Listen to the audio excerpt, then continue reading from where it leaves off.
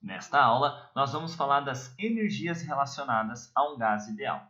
Nós analisaremos essas relações com as transformações isotérmica, isobárica e isométrica de cada estado de um gás. Fique bastante atento, porque ela será de suma importância para o entendimento de máquinas térmicas e o ciclo de Carnot que virá à frente. Vamos falar de trabalho, que é um conceito muito usado na mecânica que relaciona a força aplicada a um determinado objeto para que ele faça um deslocamento. Nesse caso aqui, nós temos a mesma situação da mecânica, no entanto, feita por um gás. Antes de entendermos um pouquinho de trabalho, vamos entender o que está acontecendo nessa figura. Nós temos aqui recipiente ou recipientes, e nesses recipientes nós temos um certo volume. Nessa primeira situação, um volume inicial. Na segunda situação, nós podemos observar que houve uma compressão aqui do gás. Ou seja, o seu volume diminuiu. O volume 1 aqui, ou o volume nessa situação, é menor do que o volume inicial. Nesse caso, nós vamos chamar o ΔV de negativo, ou teremos um ΔV menor do que zero. Por quê? O volume final é menor do que o volume inicial. Calculando o ΔV, teremos ele negativo. Nesse outro caso, nós podemos observar que esse gás sofreu uma expansão com relação à situação inicial. Então, vamos escrever aqui expansão. Nós observamos que o ΔV é positivo, já que o volume final vai ser maior que o volume inicial. Vamos entender então agora o conceito de trabalho. Trabalho, muitas vezes, vai ser representado pela letra tal e pode aparecer das seguintes formas para você em exercício, ou ainda como W de work, do inglês. Eu costumo usar essa letrinha aqui para ficar mais fácil de você entender, então, quando tiver isso daqui, significa trabalho. Da mecânica, trabalho nada mais é do que força aplicada a um corpo, onde esse corpo sofrerá um deslocamento, ou seja, a distância por ele percorrida. No caso do gás, nós relacionaremos essa força com pressão. Pressão nada mais é do que força sobre área. Então, isolando a situação aqui, força vai ser pressão vezes área. Substituindo no lugar da força, pressão, área e deslocamento. Se nós formos observar que o deslocamento desse êmbolo nada mais é do que a variação de volume, já que essa área é fixa, nós usaremos, nesse caso, então, a área vezes o deslocamento como sendo a variação de volume. E essa é a fórmula definida de trabalho para gases. Algumas situações que devemos considerar na resolução de exercícios. Observe que o trabalho, então, depende do ΔV. E o ΔV pode acontecer de duas maneiras. Toda vez que nós tivermos, então, um ΔV positivo, nós estaremos falando de uma expansão. Um ΔV positivo significa que o trabalho também será positivo. No entanto, se nós tivermos um ΔV negativo, nós teremos um trabalho negativo. Essa relação é muito importante para você observar quando o gás realiza trabalho ou quando ele recebe trabalho. E ainda há uma outra situação. Se você lembrar o que é uma transformação isométrica, onde o volume é constante, o volume não muda, nós observaremos que nessa transformação o ΔV será igual a zero.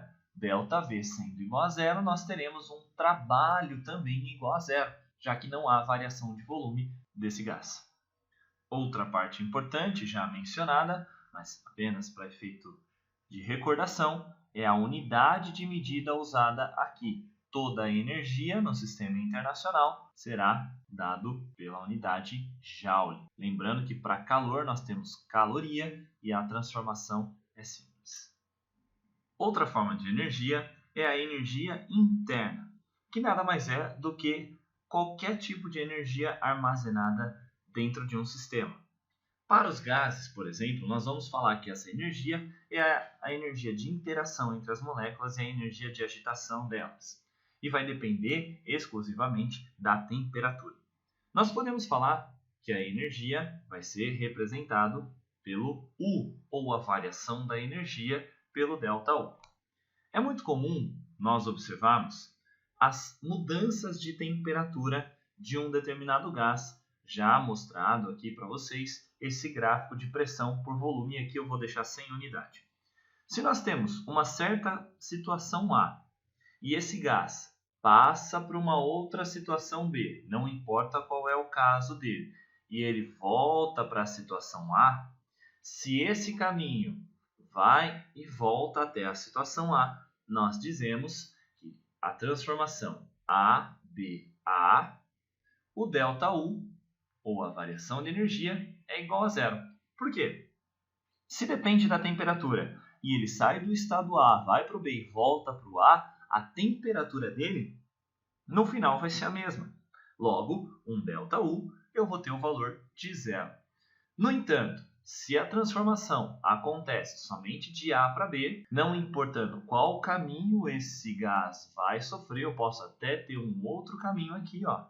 Eu vou observar que esse ΔU não é igual a zero e ele terá sempre o mesmo valor, já que a temperatura em A será diferente da B, mas as transformações, mesmo sendo diferentes, acontecerão no mesmo ΔT. A temperatura ela está relacionada com a energia por essa fórmula aqui, 3 meios de nRT. Logo, se eu tenho um ΔU, eu vou ter 3 meios de nRΔT, que é, no caso, né, a variação de temperatura mudando a variação da energia interna. Esse 3 meios ele serve para um gás monoatômico.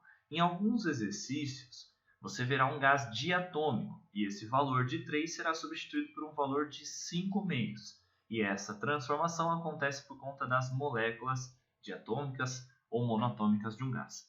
Então preste bastante atenção quando estiver resolvendo o exercício, se ele quer a energia interna de um estado, eu vou usar a temperatura do estado, ou se ele quer a variação de energia, a mudança de temperatura de um estado para o outro.